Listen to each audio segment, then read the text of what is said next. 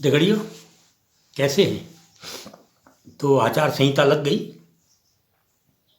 पहली पंक्ति में तो आपको बताऊं कि आचार संहिता राजनीतिक दलों के लिए होती है और प्रशासन के लिए भी होती है। कहीं आचार संहिता लागू आपने देखा होगा कि आचार संहिता लागू करने से पहले रातों रात बहुत सी फाइलें निपटाई जाती हैं। तो आचार संहिता आम आदमी के लिए नहीं होती है।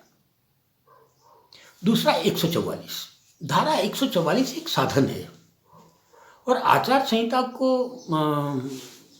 सकुशलता से स्थापित करने के लिए कहीं कहीं कभी कभी 144 धारा का इस्तेमाल करना पड़ता है। 144 धारा का इस्तेमाल के पीछे अगर देखेंगे तो होता है कि साहब हमारे पास पर्याप्त फोर्स नहीं है, संसाधन नहीं है, इसलिए हमने 144 लगा दी है। और 144 का मतलब भीड़ के रूप में भीड़ इकट्ठी नहीं करेंगे आदि होता है। लेकिन अगर आप कहते हैं कि हमने पूरे जनपद में 144 लगा रखी है तो हास्यास्पद ही होगा, क्योंकि कॉलेज हैं, हॉस्पिटल हैं, यहाँ तो एक साथ 10 भी आएंगे। एक मरीज को लेकर 15 लोग एक साथ आ सकते हैं। कॉलेज के अंदर तो बड़ी भीड़ होती है, 700-800 बच्चे एक साथ पढ़ते हैं, एक साथ प्रेयर करते हैं। तो एकदम कह दिया जाता है कि हमने जनपद में 144 लगा दिए या छाप देते हैं। अगर नहीं भी कहा होगा आका ने तो हमारे गोदी मीडिया वाले छाप देते हैं। खैर, आचार संहिता लग गई है और आम आदमी को आचार संहिता से डरना नहीं चाहिए, लेकिन आचार संहिता पर नज़र रखने का काम प्रशासन से ज़्यादा आम आदमी का होना चाहिए कि कोई राजनीतिक दल या प्रशासन स्वयं आचार संहिता का उल्लंघन तो नहीं करवा रहा है। मित्रों, ये चुनाव है, चुनाव में चुप नहीं रहना है। चुनाव का दौर ही एक ऐसा दौर है जहां आपने सवाल पूछने हैं। आम नागरिक ने सवाल पूछने हैं। सवाल उन लोगों से पूछने हैं जो चुनाव मैदान में हैं। आप सरकार से भी सवाल पूछ सकते हैं कि आपने हमारे लिए क्या कहा। सवाल पूछने पर मनाही नहीं करता आचार संहिता। आप खुलकर सवाल पूछिए। आप प्रशासन से सवाल पूछ सकते हैं कि आपकी प्रशासनिक व्यवस्थाएं जनहित में कानून सम्मत चल रही हैं या नहीं चल रही हैं। इस पर कोई बंदिश कभी नहीं होती। आचार संहिता लग गई है। अब विभिन्न प्रकार के राजनीतिक दल आपके पास आएंगे और वोट मांगेंगे। लंबे समय से अगर देखें तो इधर जहाँ तक मेरी जानकारी है तो जब TN शेषन चुनाव आयुक्त थे उससे भी पहले एक सवाल उठा था कि जनता का घोषणा पत्र क्यों ना हो। घोषणा पत्र, विकास का घोषणा पत्र, देश के संचालन का घोषणा पत्र सिर्फ और सिर्फ राजनीतिक दलों का ही क्यों। ये सवाल आज भी जिंदा है। तो अभी जो चुनाव है उसमें हर व्यक्ति को राजनीतिक दलों से सवाल पूछना चाहिए और खुलकर आंखों में आंखें डालकर सवाल पूछना चाहिए कि 1970 के बाद जो ये वन्य जीवों का आतंक बहुत तेजी से पूरी की पूरी हमारी पर्वतीय व्यवस्था को प्रभावित कर रहा है, उससे हमको मुक्ति दिलवाने के लिए आपका राजनीतिक दल या आप क्या करेंगे। और उनसे सवाल पूछिए। आप राजनीतिक दलों से, भारतीय जनता पार्टी से आप सवाल पूछिए, कांग्रेस से आप सवाल पूछिए, उत्तराखंड क्रांति दल से आप सवाल पूछिए। जितने भी राजनीतिक संगठन आपसे वोट मांगने के लिए आते हैं आप उनसे सवाल पूछिए कि आपके घोषणा पत्र में वन्य जीवों के आतंक से लोगों को, समाज को मुक्त करवाने के लिए कोई घोषणा की गई है या नहीं, और यदि नहीं की गई है तो क्यों नहीं की गई है। ये सवाल आप पूछिए। आपने देखा होगा आजकल एक नारा, एक राष्ट्र एक इलेक्शन। आप उनसे सवाल पूछिए कि एक राष्ट्र एक इलेक्शन की चिंता आपको क्यों है। आप खर्चा तो हम देते हैं, जनता देती है आपको, इसका पैसा है।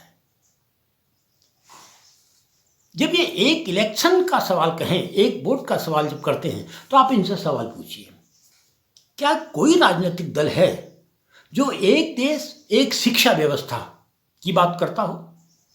आप इनसे कहिए कि एक देश एक शिक्षा व्यवस्था, एक देश एक चिकित्सा व्यवस्था, एक देश एक रोजगार व्यवस्था की घोषणा आपके राजनीतिक पत्रों में कहाँ है? वैसे आज की तारीख में अगर इसे देश कुछ मांग रहा है, खासकर हम पर्वतीय क्षेत्र के लोग कुछ मांग रहे हैं, तो हमारी पहली मांग वन्य जीवों के आतंक से मुक्ति की मांग है। और इसी मांग के क ख ग घ बिंदुओं में जाएंगे तो Rajaji national park, Corbett national park आदि आदि, नंदा देवी वॉस्फेयर आदि आदि जो आपने तामझाम हमारी सीने पर, हमारी छाती पर खड़ा कर दिया है, उसको हटाने की मांग हमारी मांग है। हो सकता है कि कुछ आपसे पैसे लेने वाले एनजीओ या आपकी गोद में बैठा पत्रकार जनता की इस मांग को ना सुन पा रहा हो, या सुनने के बाद भी अनसुना कर रहा हो, या आपकी ही बोली भाषा को बोलना अपना धर्म और कर्म समझता हो, वो हो सकता है। लेकिन आम आदमी आज की तारीख में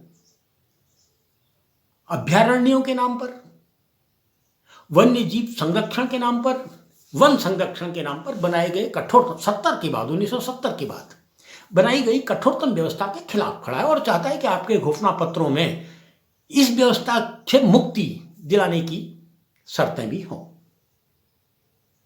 और आम आदमी को पूछना चाहिए अपने नेता से जो आएगा वोट मांगने से कि आप घोषणा पत्र दिखाइए और बताइए कहां आपने ये वादा हमसे किया है।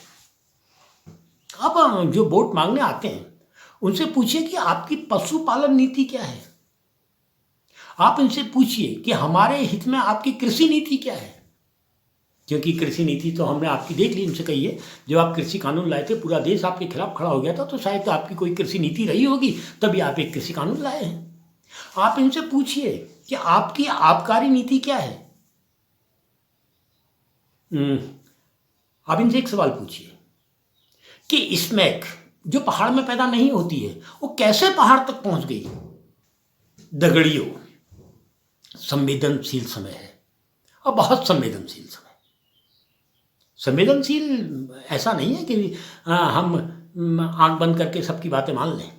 संवेदनशील है कि जिसको हम चुनने जा रहे हैं वो 5 साल तक हम पर राज करेगा,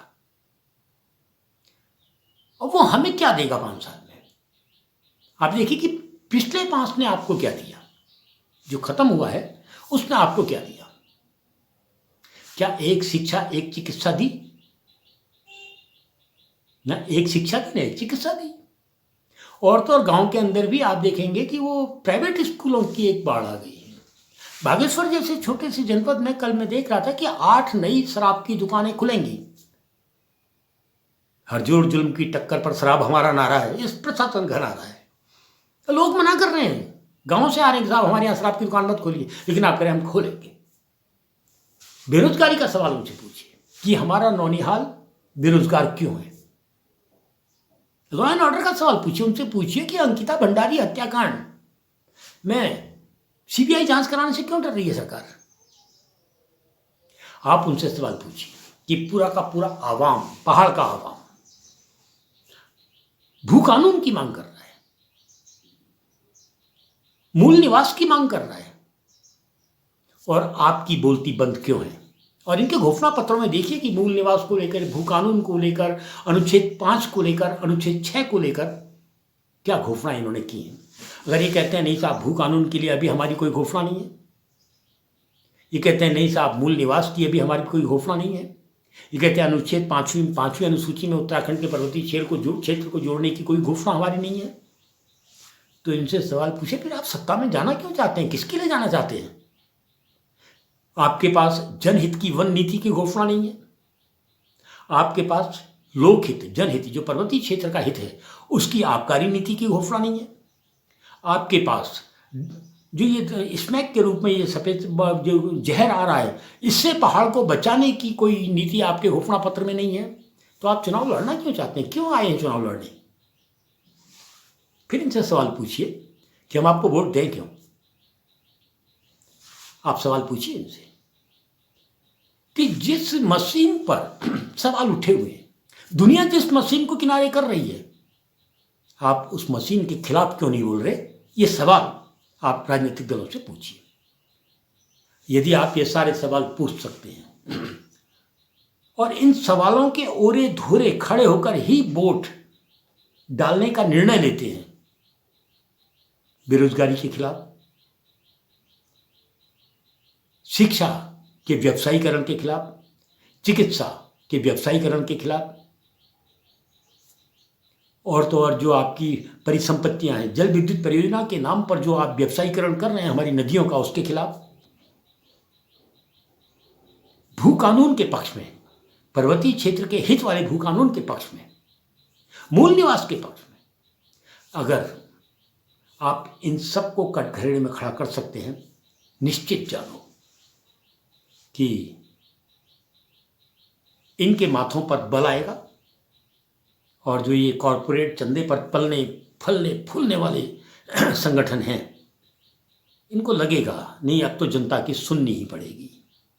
और यदि राजनीतिक दल अगर जनता की नहीं सुनते हैं और जनता को ही अपनी सुनाने की कोशिश में रहते हैं, तो निश्चित जानो हम एक अच्छे लोकतंत्र में नहीं जी रहे। फिर मिलूंगा।